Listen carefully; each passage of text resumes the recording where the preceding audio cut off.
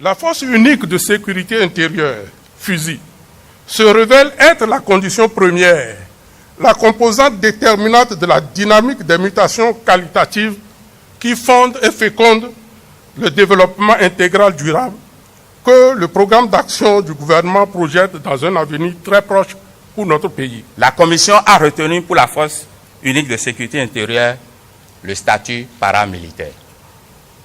La force unique de sécurité intérieure telle que conçue ne disposera ni du droit syndical ni du droit de grève.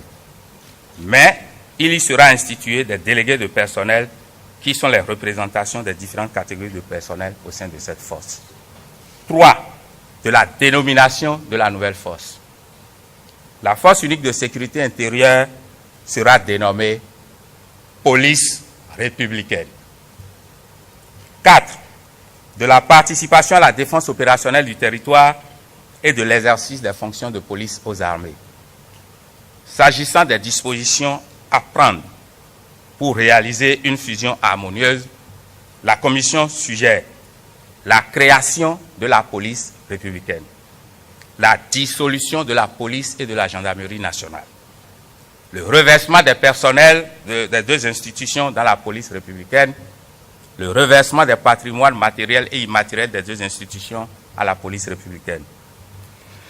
En ce qui concerne l'élaboration des textes législatifs et réglementaires assignés à la Commission, 6 avant-projets de loi, 16 avant-projets de décret et un avant-projet d'arrêté ont été élaborés. Comme vous le constatez, les défis à relever au travers de ce projet de création d'une force unique de sécurité intérieure sont importants, si tant est que notre pays veut jouer pleinement sa partition dans la lutte contre les fléaux qui sont désormais sans frontières. Je compte sur la disponibilité de chacun de vous afin qu'au-delà de la présente cérémonie de remise de rapport, le travail de concrétisation démarre dès maintenant avec la feuille de route que vous proposez.